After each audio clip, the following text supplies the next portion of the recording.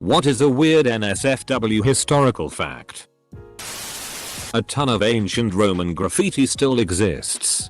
And it's basically all dick jokes, crude humor, bragging about SX, etc. The OG Xbox Live.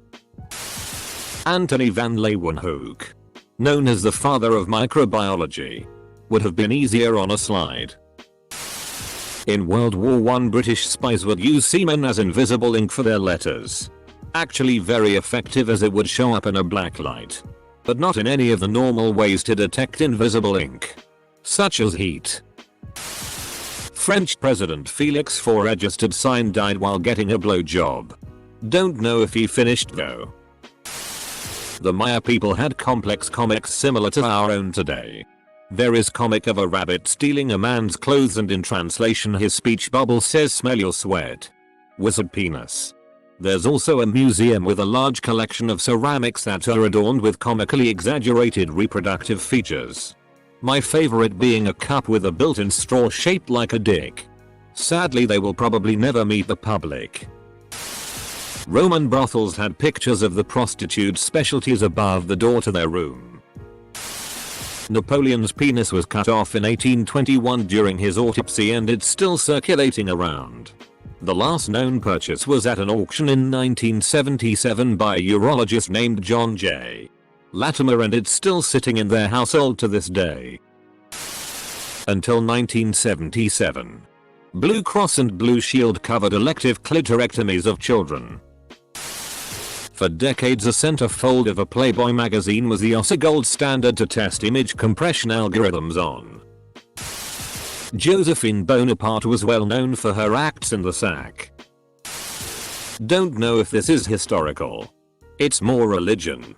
But in Maori mythology, Maui died when he was crushed by the obsidian vagina teeth of the goddess Hainenui-Tipa. Well, they cut that scene out of Moana. Picasso's buddy wrote a poem about his wiener. What a friendship. Writing poetry about your buddy's hog. In the 15th century, an erotic novel called The Tale of Two Lovers was written by a man named Aeneas Silvius Piccolomini, who later became Pope Pius II. A common folk magic practice to bewitch a man in early modern Europe, c. 1400-1600s, involved a woman making bread or pastry dough, kneading it, and pressing it against her naked vulva before baking it and giving it to the target in question. It allegedly made the woman irresistible to the man. Muff pastry. Earliest reference to a condom was in 3000 BC. It was made of a sheep's bladder. Other historical references to condoms include the Egyptian and Roman empires. A condom found in Sweden was dated to about 1640. It was made of pig intestines and was reusable. Came with instructions written in Latin. A 20-inch dildo was found in an old latrine in Poland, dating to the 1800s. It was made of leather, wood and bristles. Bristles? You sure it wasn't a toilet brush? Benjamin Franklin loved to bang old women because they couldn't get pregnant. He would write literature on the topic. It's hilarious. Street names in medieval England were often descriptive of what business or services could be found on that street. One guess what kind of business you'd find on Gropey Lane. In medieval Britain, it was believed that a woman could only conceive when she orgasmed. And so, the Catholic Church actively promoted and encouraged sex that brought the woman to orgasm. In medieval times, to torture the people that broke the law, they would rope them in place over a triangular spike and then tie some weights to them. In a course of about 5 hours their arsehole would be stretched probably 3 and they would be in more pain than like. Adult raccoons can fit through an opening as small as 3 inches. The Victorians, male and female, had a serious thing for nipple piercings. And it was classy. It showed you were rich. Like you had so much money that you could literally hang precious gems and metals from your nipples. Which also meant that there were quite a few necklines intended to display said classy nip nops. Edit. Since we're talking about the Victorians, I also feel like dropping the information that corsets weren't nearly as damaging as many think today. The corsets are super unhealthy is actually just like 100 years of exaggeration layered on top of what were originally campaigns by doctors who were trying to sell health corsets. Saint Bernard got his sainthood for having a dream about the Virgin Mary lactating into his mouth. Or in other words, Saint Bernard got his sainthood for a wet dream. JFK was a massive sex addict and he said at one point he would get migraines without sex. I forgot where he said that, but I learned in a few years ago and I still find it funny.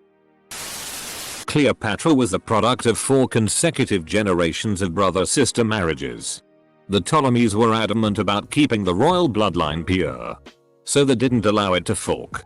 And you thought the Targaryens and Lannisters were bad. King Gustav II of Sweden, who reigned in the late 18th century, was under a lot of pressure to make an heir with his queen. One night when they were supposed to have sex, he called on his stablemaster, a known womanizer, and asked him on advice on where to physically put his dick. The stablemaster explained as good as he could, and the king went into the bedroom again where his queen was waiting. A few minutes later he came out again and told the stablemaster to enter too. He later had to guide the king inside with his own hand to get them going. King Edward VI was DTF all the time, but he was so hefty he couldn't do much. So he had a special sex chair made for pleasuring the ladies. For a long time no one knew how the bodies would lay down on it, until they realized it was meant for threesomes. Women and men in France at Versailles would just pee anywhere. Constantly. There were no bathrooms. Just a few chamber pots, but not enough, and they were drinking a lot of wine all the time.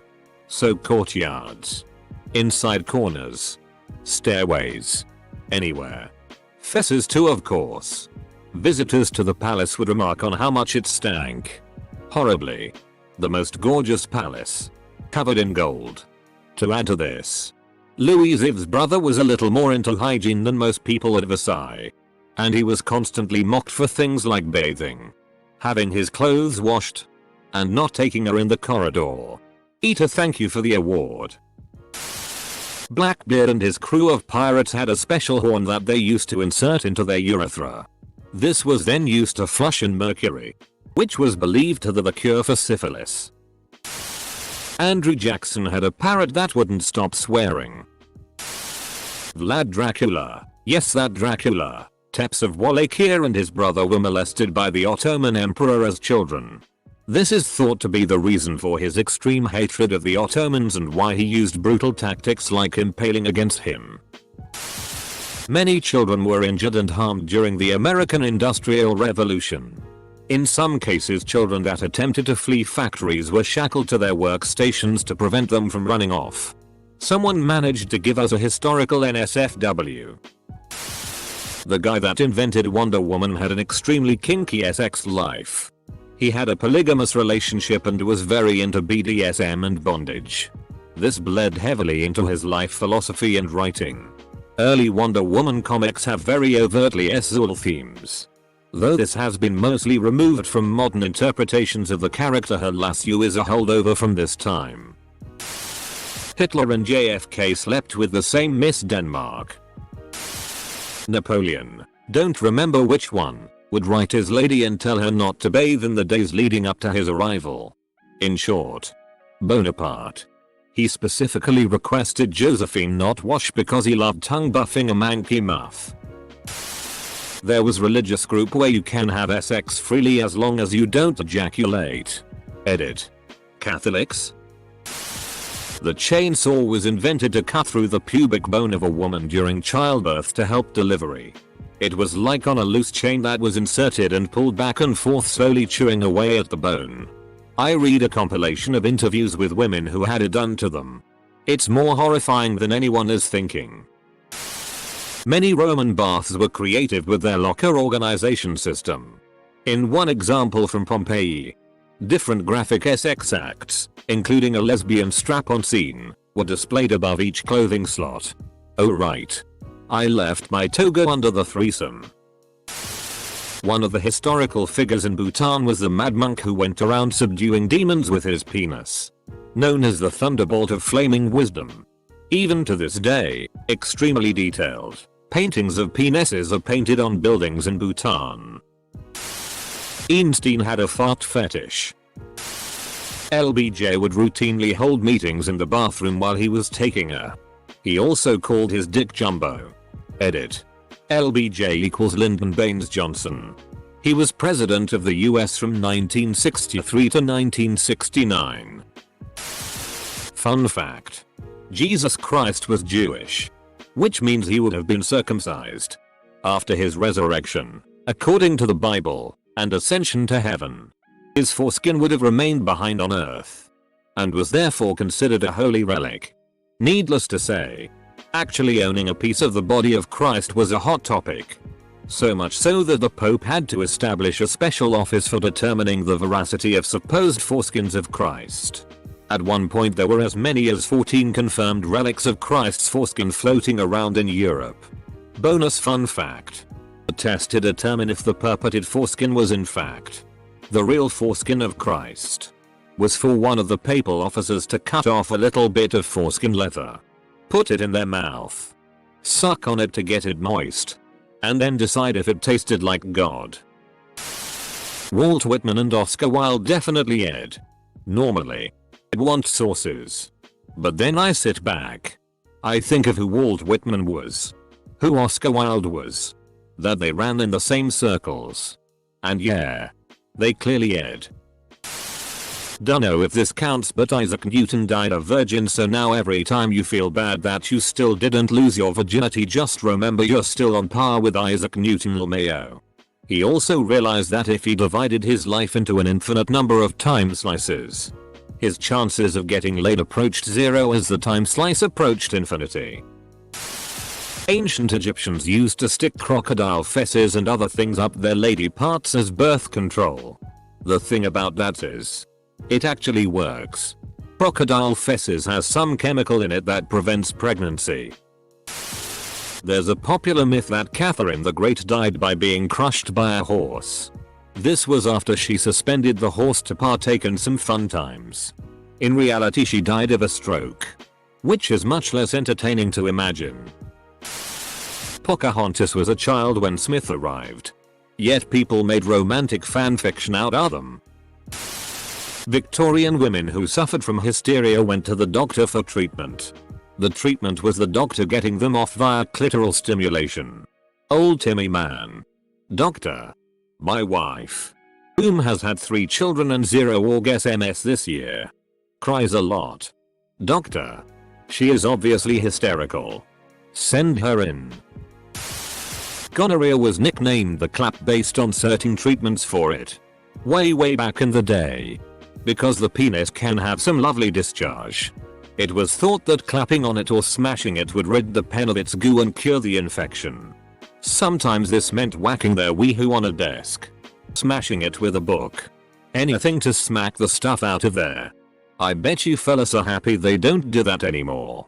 I hope. There is a temple in India dedicated to sex. It has various statues with many different sex positions and naked girls. Check it out on Google, there are some pretty crazy ones. Also Kamsutra.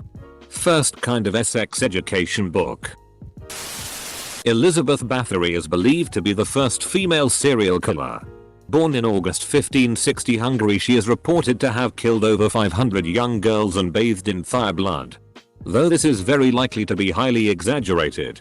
What isn't disputed is that Bathory likely killed a lot of young people. Genghis Khan had many wives and concubines. These women were often princesses or queens that were taken captive or gifted to him. He provided them their own camps to live in and manage. Each camp also contained junior wives, concubines. The guards had to pay special attention to the individual camp in which Genghis Khan slept, which could change every night as he visited different wives. 5% of world's male population are direct descendants of Genghis Khan. Catherine the Great of Russia had a whole room of sex-related curiosities. She collected dildos and other sex toys from all over, and had ornate pieces of furniture with penises carved into them, as well as lots of erotic art. She was a little obsessed, to put it mildly.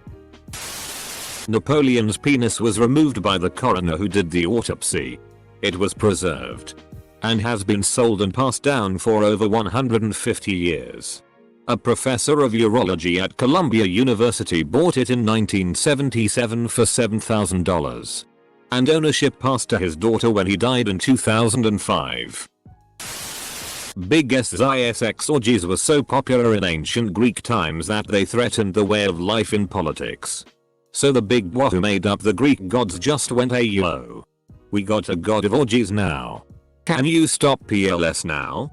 And it worked. A lot of ancient artwork on ancient Egyptian buildings is just straight up PRN. Like historians believe a bunch of peeps would just go up to a certain wall and jack it off there. One to be debated. Literature written by Vikings, actual Vikings not monks, all have at least 3 dick jokes or references in them. There's an old joke. The Greeks invented the orgies. The Romans added the women. The Roman Colosseum may have hosted executions where the convicted was arped to death in front of the roaring crowd by a specially trained animal. The most famous account, which is debated, was when the imperial poisoner Locusta was allegedly publicly arped to death by a drunk giraffe. Convicted murderer Hamida Jandabi became Thelest personato meet his end by the national razor after he was executed ab Theoguillotinaire in 1977. National razor being the guillotine. 1977. Roald Dahl was a Essex spy. Do I really even need to bring up the name of H.P. Lovecraft's cat? In 2017 approximately 1,600,000 people died from diarrhea diseases. Pope Alexander the VI liked to watch horses get it on. It's said he would watch the mayhem do it while laughing uproariously from his balcony. Mozart had a scat fetish. I'm super late here, but there is an ancient Greek play where the women are protesting and trying to stop the men going off to war, so they refuse to have sex with them. As the play goes on, all the men's penises grow to enormous sizes on stage in front of the audience. So that the Greeks were pretty gay is pretty well known. Well, the Romans were too in their own way. The Romans schematized sex. Roll, penetrator. Penetrated, and hole, mouth. Vagina. Ass. They had different terms for each. Catullus 16 famously demonstrates this well in a fun filthy poem. Basically for a man. Top whoever. Man or woman. However, what is verboten is more interesting. So a proper man must never let himself be ed. To be penetrated is the role of a woman, however. It gets more interesting still. So in Roman culture the mouth had special significance. So being violated there was extra shameful. It was worse to be a cocksucker than a bottom. And it is also shameful to go down on a woman. Something about how that is the women taking the active and penetrative role in sex, and that is unnatural. As with all rules. People still did what they did. Norms are made to be ignored. Then just as now. Oof, gonna get lost. Not a great one. A con for diamonds was pulled off by a French madam and one of her girls, who at one point pretended to be Marie Antoinette. The target was a priest who should have known better. The whole mess got so escalated that it became an alternative fact that contributed to the French Revolution. Every year in ancient Egypt, graham crackers were not made for pie crusts or s'mores. They were made as an effort to reduce stimulation. This reduction in stimulation was believed to stop the urge to masturbate. True. Thomas Jefferson's slave Sally Hemings was half-sister to his wife Martha. Jefferson kept Hemings in a Wappay basement and had 6 children by her. It's infuriating how some historians try to portray Hemings as his mistress or lover. As if an underage slave can willingly consent to sex or procreation with their slavey owner. She was definitely a victim of sexual abuse and it wasn't romantic. In some places to work for female royals you had to get your penis chopped off. Prostitutes in the 1700-1800s shaved their vaginas to ensure they didn't catch crabs. But instead of appearing as prostitutes, they wore merkins.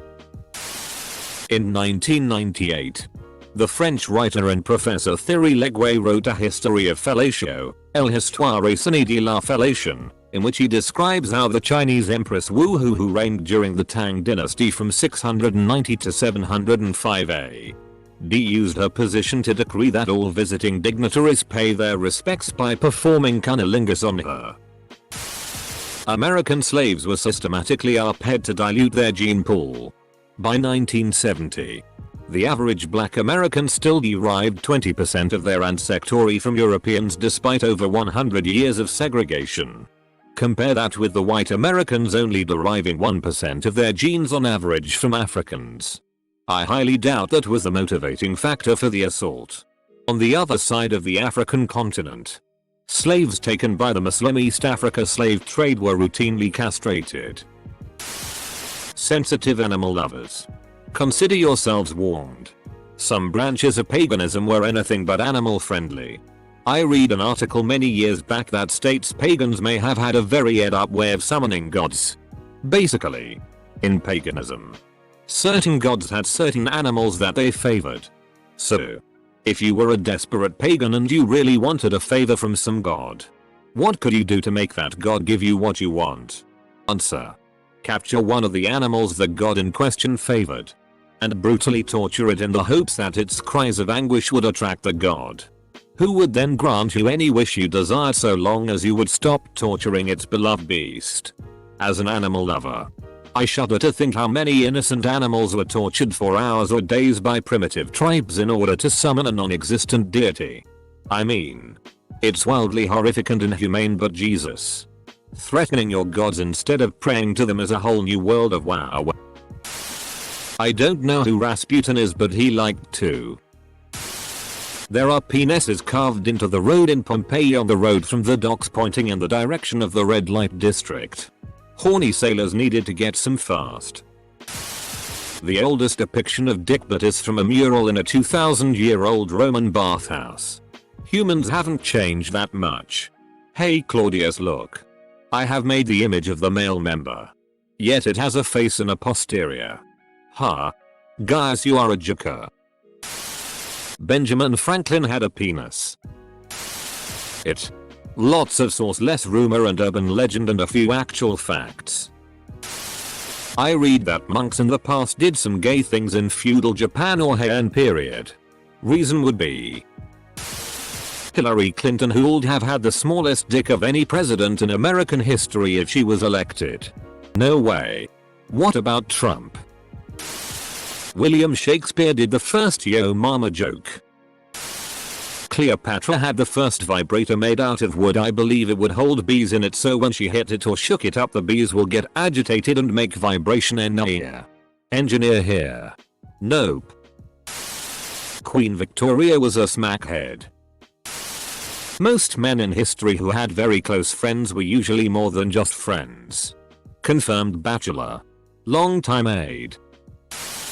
During World War II, American soldiers on Russian soil would drop extra large condoms labeled small to make the Russians think Americans were genetically superior.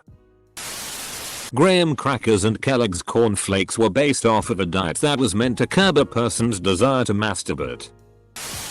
The heartoon shape is actually the shape of the seed of a plant called silphium.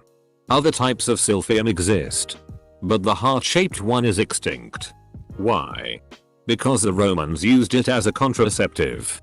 It worked well enough they literally ate it into extinction. The heartoon shape thus became associated with love. None of this is actually confirmed. It's all speculation. Countess Elizabeth Bathory was said to have bathed in the blood of 650 of her servants, including children, to maintain her youth.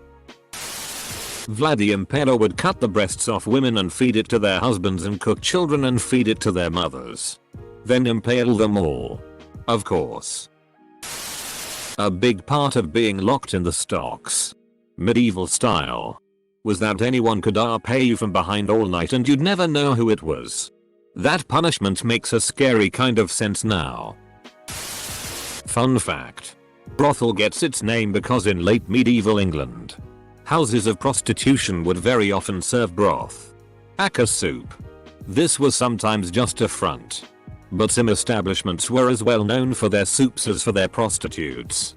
Because of this, for some time, it was considered scandalous to eat soup in public. Elizabeth I broke this taboo by insisting that soup be served in court for banquets and feasts. 5% of the male population, and the word is related to Genghis Khan, or roughly 16 million. From multiple letters sent to young ladies, it's rumored that and almost confirmed that Benjamin Franklin was part of a lot of orgies and sex cults. And in these letters there's major hints that he also had a fart fetish. UK Prime Minister David Cameron had a pig's head. At the Viking funeral, the chief's favourite female slave would be passed around to all the men in town. And during the funeral she would get gangbanged by the pallbearers, and then she was left on the boat to be burned alive with the chief's body. That notion has a singular source who never visited Northern Europe. Has a clear bias against any notion of heathens, and the practice has no archaeological backing of such a practice. And of course nobody else. That kinda sucks for the women.